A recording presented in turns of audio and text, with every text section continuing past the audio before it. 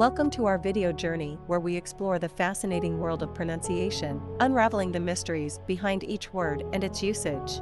In this video, the word is acidic. Acidic. Acidic. Acidic is an adjective that describes something with a pH level below 7, indicating that it is sour or acidic in taste.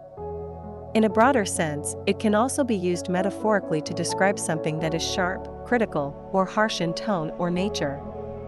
Here are some examples. Example number 1, the acidic taste of lemons and limes adds a refreshing twist to cocktails. Why acidic is used in example number 1. Acidic describes the sour taste of citrus fruits.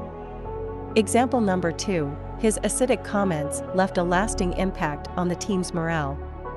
Why acidic is used in example number 2. Acidic is used metaphorically to describe critical comments.